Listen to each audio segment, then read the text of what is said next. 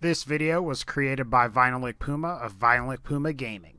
So something you may have noticed during Fallout 4's Nuka World DLC is the frequency at which you can find EXO-1 power armor throughout the area. Now, this could just be a coincidence of how Fallout 4 is programmed.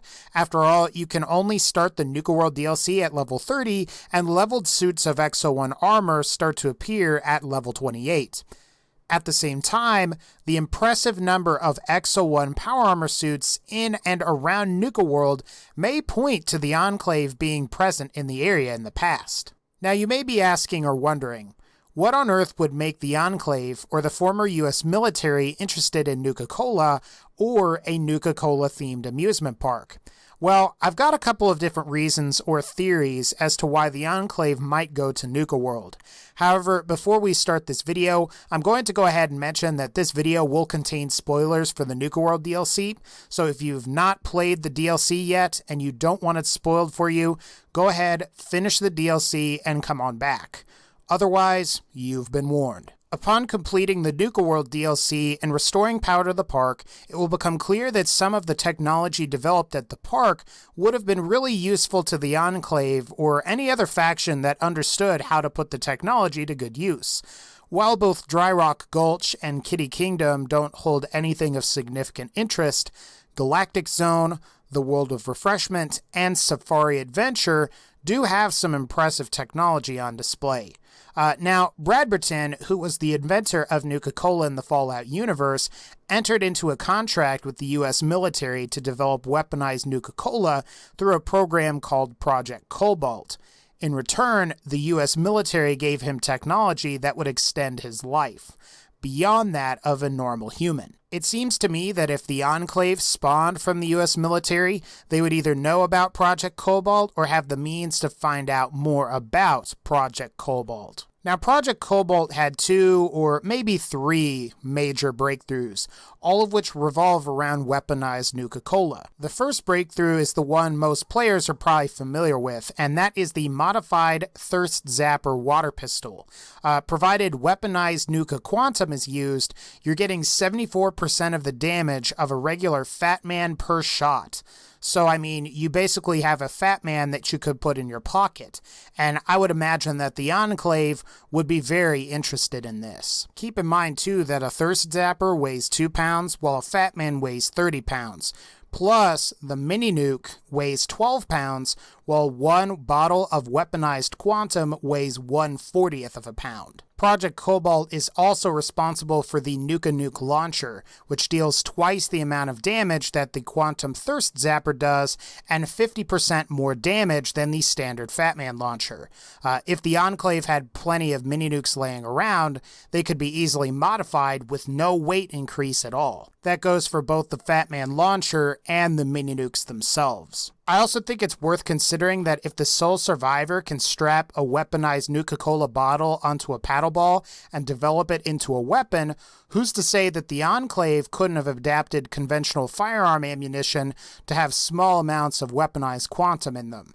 At the very least, the US military would have been interested in that thanks to the prevalence of ballistic weapons in the Fallout universe. It also may have been possible to enhance the potential of the conventional demolitions that the US military was using before the bombs dropped. There's also the Safari Adventure Zone park in Nuka World that's home to a device called the Nuka Replicator.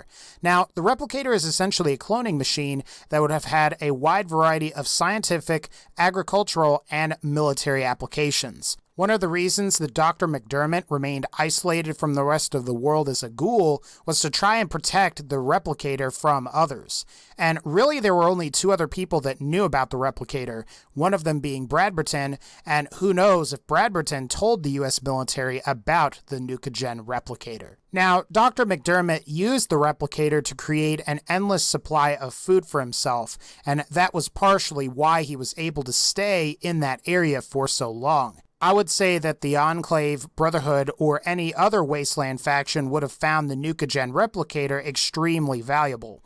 After all, high-quality, non-contaminated food is extremely valuable and rare in the Wasteland. Even if it was contaminated food, the replicator would be able to produce even more, and it's feasible that you wouldn't even need to grow crops. Finally, there's the Galactic Zone Park. Now, from a military perspective, this might be the most valuable aspect of Nuka World.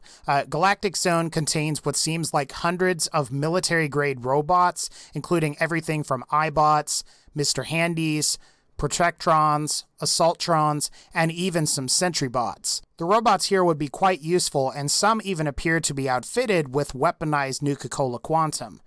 Even if the Enclave isn't interested in the robots themselves, the sheer amount of circuitry and other valuable materials here might have been useful for many of the Enclave's purposes, especially if they needed materials to craft their plasma weapons or whatever else. Something that's also worth mentioning is that the Enclave didn't really intend on recolonizing Earth, and instead wanted to colonize space. Vault-Tech's Arcturus project would have appealed to the Enclave, as the ability to colonize other worlds or moons would have been very useful to them.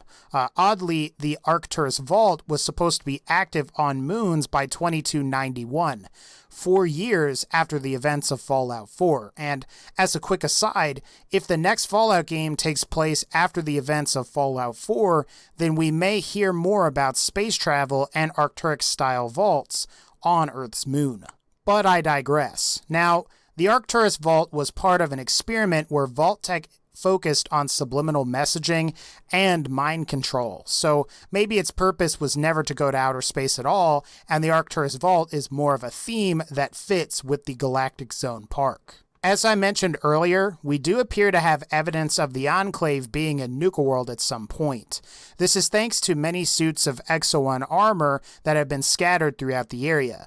Mostly, you'll find Exo-1 armor on the outskirts of the park near Bradberton or at the Nuka World power plant. In fact, inside the power plant itself, there is apparently a full suit of Exo-1 power armor that is there regardless of the player character's level. The only other piece of Exo-1 armor that's like this is Proctor Tegan's Exo-1 helmet that he's got in the background of his shop. There's the possibility that the ghouls that reside within the plant weren't always there, and maybe an Enclave soldier managed to dump his armor there and then reintegrate with the rest of the wasteland. Of course, there's also the Quantum Exo-1 armor located in the locked display case at the very center of the Galactic Zone.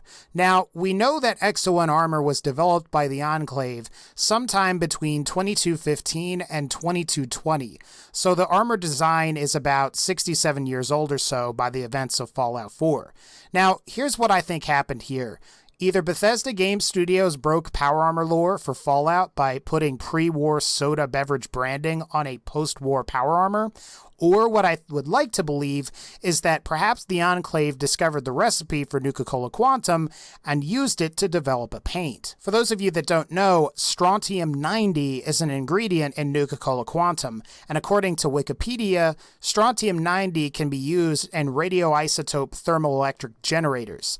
So in other words, the paint could be used to provide power to the suit, and in turn may explain the action point recharging effect that you get while the armor's equipped.